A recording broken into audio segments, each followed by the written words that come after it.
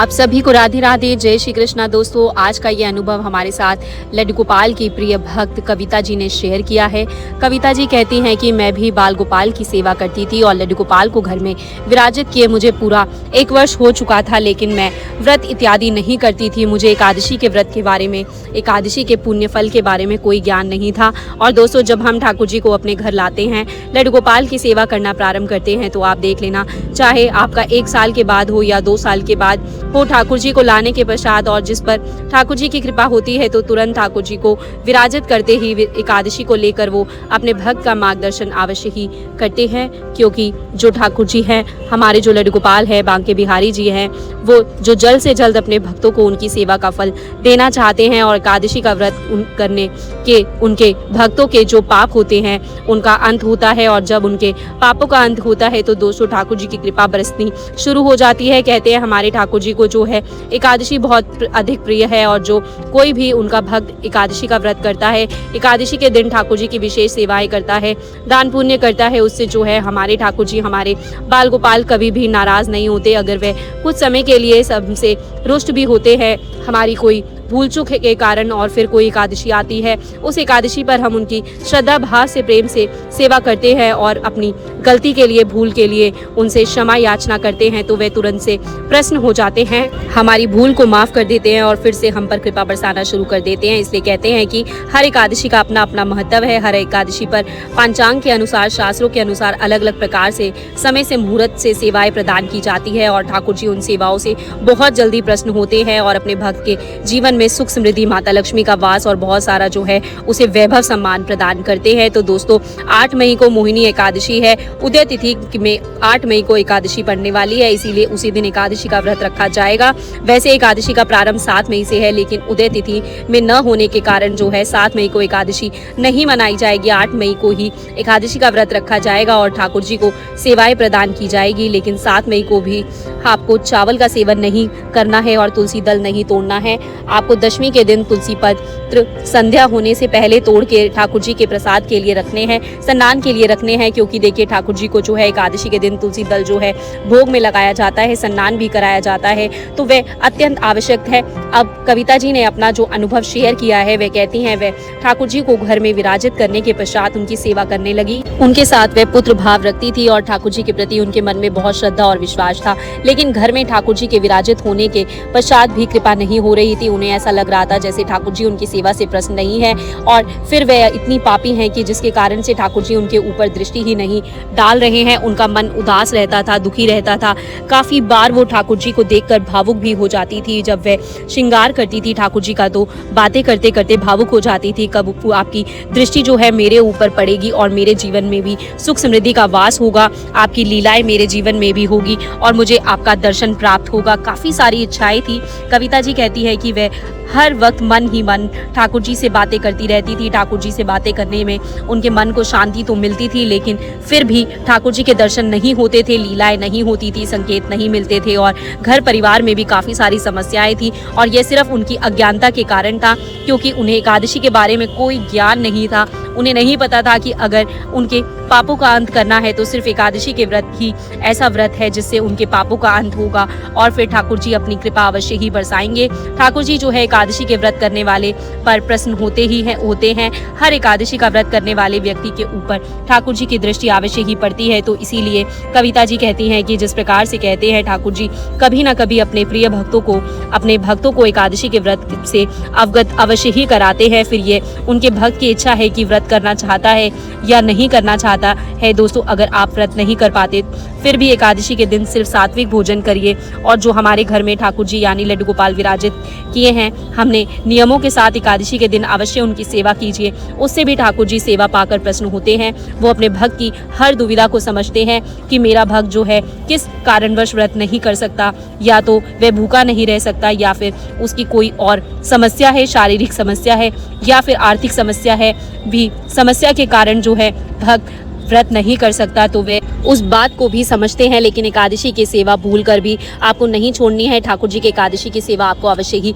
अपने लड्डू गोपाल को ठाकुर जी को प्रदान करनी है। अब कविता जी कहती हैं कि जब उन्हें पता चला कि भक्त बहुत खुश रहते हैं, जिनके जीवन में अखान नंदी होते हैं, जिन्हें कभी धन की कमी नहीं होती, हमेशा ठाकुर जी की कृपा जिनके ऊपर बरसती है, घर परिवार में सुख शांति रहती है, वे सब ठाकुर जी के भक्त उनकी प्रिय एकादशी का व्रत करते हैं। और एकादशी का व्रत करने से ठाकुर जी प्रसन्न होते हैं। भक्तों के पापों का जो है अंत होता है। जो भी वे ठाकुर जी की सेवा उन्हें प्रदान करते हैं, उसके फल स्वरूप जो है ठाकुर जी उन्हें अपनी कृपा प्रदान करते हैं। तो दोस्तों, कविता जी कहती है कि उन्हें पता चला कि मोहिनी एकादशी आने वाली है और इस दिन जो भी भक्त ठाकुर जी के नियमों के साथ सेवा करता है, घर में विराजित लड्डू गोपाल को नियमों के अनुसार स्नान कराना, भोग लगाना, उनका श्रृंगार करना, यह सब काम करता है और साथ में ठाकुर जी के नाम से उन्हें स्मरण करके यह 3 गुप्त दान करता है, तो ठाकुर जी उससे बहुत अधिक प्रसन्न होते हैं और बहुत जल्दी ही पापों का अंत करके अपने भक्त को अपनी कृपा प्रदान करते हैं। अब मोहिनी एकादशी पड़ने वाली थी। कविता जी कहती हैं कि उन्होंने पंडित जी से मोहिनी एकादशी की सेवा के बारे में पूरी जानकारी ली।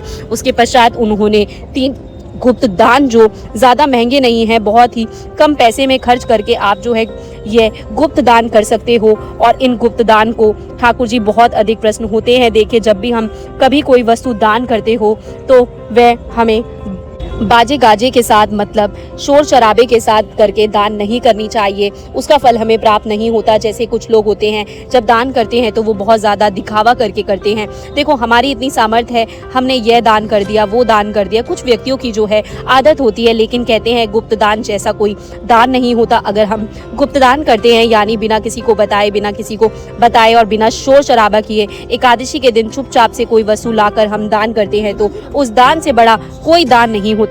हजारों भंडारे कर लीजिए, हजारों यज्ञ कर लीजिए, बड़े बड़े अनुष्ठान कर लीजिए, लेकिन अगर आप एकादशी के दिन ये 3 चीजें मोहिनी एकादशी के दिन गुप्तदान कर दोगे बिना शोर शराबे किए, तो आपको उतना ही फल प्राप्त होगा और ठाकुर जी भी बहुत जल्दी प्रसन्न हो जाएंगे। अब कविता जी कहती है कि यह ठाकुर जी की ही इच्छा थी और ठाकुर जी का ही आशीर्वाद था कि मोहिनी एकादशी से पहले मेरा इतना बड़ा मार्गदर्शन हुआ। पंडित जी ने मुझे बताया कि अगर मैं साल में सारी एकादशी का व्रत नहीं कर सकती, तो मैं मोहिनी एकादशी और निर्जला एकादशी का व्रत करके भी सारी एकादशी का फल प्राप्त कर सकती हूँ। साथ ही साथ जितनी भी एकादशी बचती है, उन पर ठाकुर जी को सेवाएं प्रदान करके और छोटे छोटे से दान करके मैं एकादशी के व्रत का पुण्य फल प्राप्त कर सकती हूँ। यह सुनकर कविता जी कहती हैं, मैं बहुत ज़्यादा खुश थी। मेरी आर्थिक स्थिति ज़्यादा अच्छी नहीं थी, लेकिन पंडित जी ने जो गुप्त दान मुझे बताए वे ज़्यादा महंगे नहीं थे, पैसे खर्च करने वाले नहीं थे, बहुत कम खर्च में ही वह दान मैं कर सकती थी और इस बात से मैं बहुत अधिक प्रसन्न थी।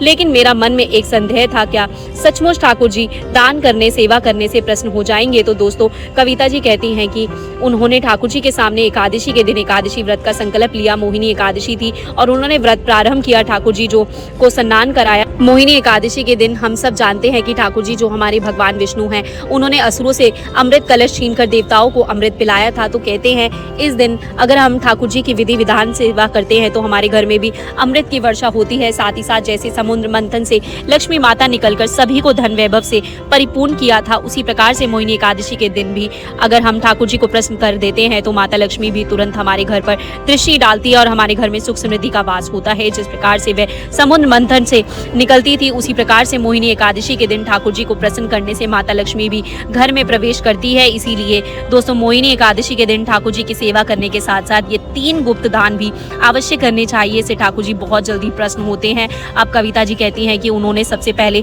ठाकुर जी को हाथ वाला जो पंखा होता है वह समर्पित किया। उसके पश्चात उन्होंने ठाकुर जी को खड़ाऊं समर्पित किए और ठाकुर जी को एक छाता भी समर्पित किया। दोस्तों, अगर आप मंदिर में पंडित जी को खड़ाऊं जो है दान नहीं कर सकते, किसी आम इंसान को आपको दान करना है और जो आम व्यक्ति होते हैं वह खड़ाऊं नहीं पहनते, लेकिन मंदिर में पंडित जी, गोस्वामी जी हमेशा खड़ाऊं ही पहनते हैं। इसीलिए अगर आप खड़ाऊं नहीं दान कर सकते तो आपको सिंपल चप्पल का दान कर देना है। किसी ज़रूरतमंद इंसान को कहते हैं जो हाथ का पंखा हम मोहिनी एकादशी के दिन दान करते हैं, उससे हमें बहुत ज़्यादा पुण्य फल प्राप्त होता है। ऐसा करने से जो है हमारे ठाकुर जी बहुत अधिक प्रसन्न होते हैं, हमें पुण्य की प्राप्ति होती है और पेतरों से हमारी रक्षा होती है। जो हमारी नकारात्मकता ऊर्जा है वह घर से बाहर निकल जाती है और हमारे पितरों को भी आराम मिलता है, वह भी आशीर्वाद प्रदान करते हैं। एकादशी के दिन अगर हम पंखा दान करते हैं, हमारे सभी जो ग्रह हैं जो अशांत होते हैं वो शांत हो जाते हैं। साथ ही साथ हमारे घर का वातावरण जो है वह सकारात्मकता हो जाता है। पंखे का जो संबंध होता है वह हवा से होता है और कहते हैं पंखा दान करने से हमारे घर की हवाएं जो होती है वह बहुत ही शुद्ध, सुगंधमय और ठाकुर जी के प्रवेश योग्य हो जाती है। साथ ही साथ पंखा दान करने से हमारे ऊपर आने वाली विपत्तियां का नाश होता है। उसी प्रकार से मोहिनी एकादशी के दिन छाता दान करने से भी हमें पुण्य फल प्राप्त होता है और भगवान विष्णु की कृपा प्राप्त होती है। घर में विराजित लड्डू गोपाल बहुत अधिक प्रसन्न होते हैं और छाता दान करने से मंदिर में या किसी जरूरतमंद को कहते हैं कि समाज में सम्मान बढ़ता है, ऐश्वर्य बढ़ता है, हमें कष्टों से मुक्ति मिलती है, हमारी कठिनाइयों का अंत होता है, यमलोक में भी रक्षा होती है और यमलोक की यात्रा होती है। कहते हैं कि उसमें जो प्रेत होते हैं उनसे छाता दान करने से हमारी रक्षा होती है। शनिदेव की कृपा भी हमें बहुत ज़्यादा प्राप्त होती है। अगर आप शनिदेव की साढ़े साती से या फिर डेया से परेशान हो तो आप मोहिनी एकादशी के दिन काले रंग का छाता दान कर दीजिए, तो आपको जो है शनिदेव से भी मुक्ति मिलेगी। शनिदेव ग्रह भी आपका शांत रहेगा, पितरों की कृपा भी प्राप्त होती है। छाता दान करने से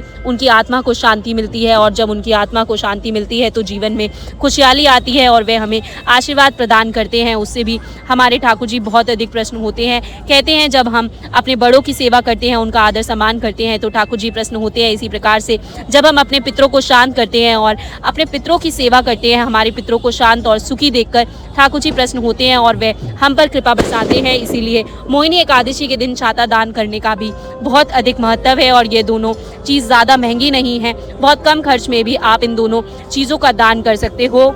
अब बात करते हैं खड़ाऊ दान करने की। अगर खड़ाऊ दान नहीं करते तो आप चप्पल दान करने से भी उतना ही फल प्राप्त होता है। हमें शनिदेव से मुक्ति मिलती है, शनि ग्रह की कृपा प्राप्त होती है, आर्थिक समस्याएं दूर होती है और जितने भी जीवन में समस्याएं चल रही है दोस्तों उनका अंत होता है। हमारे घर पर, हमारे बच्चों पर या फिर हमारे कामकाज में किसी की बुरी नज़र लग जाती है, अगर हम मोहिनी एकादशी के दिन चप्पल दान करते हैं या खड़ाऊ दान करते हैं तो वे नकारात्मकता ऊर्जा, बुरे नज़र से हमारा बचाव होता है। हमें श्री कृष्ण भगवान की लड्डू गोपाल की कृपा प्राप्त होती है तो वे प्रसन्न होते हैं और भक्तों को आशीर्वाद देते हैं। दोस्तों अगर मोहिनी एकादशी के दिन आप बिना किसी को बताए चुपचाप से ये 3 चीज़ें पहले ठाकुर जी के पास रखकर लोगे, उसके बाद चप्पल और खड़ाऊ जो होती है वह आपको ठाकुर जी के समीप नहीं रखनी है, नीचे रखनी है जहाँ पर आप पूजा करते हो, और छाता और पंखा ठाकुर जी के पास पूजा के समय आपको रखना है और फिर आपको जो है वह गुप्त रूप से यानी बिना किसी को बताए आराम से या तो किसी ज़रूरतमंद को दान करना है या फिर आप मंदिर में भी ये 3 चीज़ें दान कर सकते हो। अगर आपकी इतनी भी सामर्थ्य नहीं है कि आप ये तीनों चीज़ों को दान कर सके तो इनमें से एक चीज़ तो आप अवश्य ही मोहिनी एकादशी के दिन दान करें, या तो आप पंखा दान कर दें या फिर छाता दान कर दें या फिर खड़ाऊ दान कर दें। इनमें से एक चीज़ का भी आप दान अगर आप करते हैं किसी ज़रूरतमंद को तो आप मंदिर में पंडित जी को भी कर सकते हैं, उसे भी ठाकुर जी प्रसन्न होंगे कि आपने कुछ तो दान किया, ठाकुर जी ने जितना आपको दिया है अगर आप उसका कुछ भाग दान करते हो तो उसका 100 गुना आपको ठाकुर जी वापस देते हैं। इसलिए कहते हैं हम जितना भी कमाते हैं, जितना भी हमारे पास है उसमें से कुछ ना कुछ हमें हर एकादशी के दिन थोड़ा थोड़ा करके अवश्य दान करना चाहिए। आपके घर में सुख समृद्धि आती है और आप चाहे जितना थोड़ा सा भी दान करते हो उसका 100 गुना करके ठाकुर जी आपको वापस लौटा देते हैं, जिसके कारण से आपके घर में सुख समृद्धि आती है। कहते हैं ना कि ठाकुर जी का एक भक्त है, बहुत दान पुण्य करता है, उसके जीवन में किसी प्रकार की कोई कमी नहीं है। वो इसीलिए नहीं है दोस्तों क्योंकि वो दान करता है और दान करने से जितना वो दान करता है उसका कई गुना 100 गुना यानी ठाकुर जी उसे वापस लौटा जाते हैं, जिसके कारण से उसका जीवन ही बदल जाता है। इसीलिए दान का बहुत अधिक महत्व होता है और मोहिनी एकादशी, निर्जला एकादशी ये इतनी बड़ी बड़ी एकादशी है कि इन दिनों हमें ज़रूर ही कुछ ना कुछ तो दान अवश्य ही करना चाहिए और गुप्त दान से करना चाहिए। फिर देखना चमत्कार, ठाकुर जी की कृपा देखना। अब कविता जी कहती है कि उन्होंने ठाकुर जी की पूजा पाठ किया और ये सब चीज़ों जो है दान के लिए पूजा में रखकर उसके पश्चात अपने आसपास में ही ज़रूरतमंद लोगों को जो है अपनी सामर्थ्य के अनुसार दान कर दिए, लेकिन उन्होंने गुप्त रूप से दान किया, पूरा दिन ठाकुर जी का नाम जप किया, ठाकुर जी से प्रार्थना की, नियमों का पालन किया और द्वादशी के दिन पारण किया। द्वादशी के दिन भी कविता जी कहती हैं कि उन्होंने थोड़ा सा आटा, चावल, चीनी ये सब चीज़ें निकाल कर जो है पारण के समय मंदिर में पंडित जी को प्रदान की। दक्षिणा के रूप में उन्होंने 11 रुपये भी थाली में रखकर पंडित जी को दिए और पैर छूकर उनका आशीर्वाद लिया। एकादशी का व्रत करते ही वे कहते हैं कि उन्होंने अचानक से बहुत शांति अनुभव हुई, उन्हें ऐसा लगा मानो ठाकुर जी उन्हें देख रहे हैं। मन ही मन उन्हें बहुत ही शांति महसूस हुई, घर में भी उन्हें बहुत सकारात्मकता ऊर्जा का एहसास हुआ। वे कहती है कि घर में हमेशा मन नहीं लगता था, अशांत रहता था, नेगेटिव एनर्जी का आभास होता था, लेकिन मोहिनी एकादशी के दिन नियम पूर्वक पूजा करने से, ठाकुर जी की सेवा करने से सचमुच मुझे सकारात्मकता ऊर्जा का आभास हुआ। घर में शांति महसूस हुई और मन में भी शांति हुई। मेरा मन जो हर समय विचलित रहता था वो शांत था, मुख पर प्रसन्नता थी और ठाकुर जी को देखते ही ऐसा लग रहा था मानो ठाकुर जी मन मन मुस्कुरा रहे हो। घर के वातावरण में भी, हवा में भी एक सुगंध थी। कहते हैं जब हमारे घर में दोस्तों ठाकुर जी का वास होता है तो हमारे घर में जो है हल्की हल्की सी फूलों जैसी सुगंध आने लगती है और उस सुगंध से हम समझ जाते हैं कि हमारे ठाकुर जी हमारे विग्रह में प्रवेश कर चुके हैं। अब हमारे मंदिर में हमारे ठाकुर जी है। और देखना हर एकादशी के दिन या फिर जो भी उत्सव आता है तो भी त्योहार आता है, जब हम नियम से पालन करते हैं, ठाकुर जी की सेवा करते हैं, दिया जलाते हैं और श्रद्धा भाव से उदान पुण्य करके उनका नाम जप करते हैं तो आपको जो है सकारात्मकता ऊर्जा का आभास होगा और आपको भी आभास होगा कि सचमुच ठाकुर जी विराजित है और वे हमें देख रहे हैं। अगर आपके साथ भी कभी ऐसा हुआ है तो कमेंट बॉक्स में अवश्य ही अपना अनुभव बताना। आशा करती हूँ आपको ये वीडियो अच्छा लगा होगा। अच्छा लगा हो तो वीडियो को लाइक और शेयर ज़रूर करना।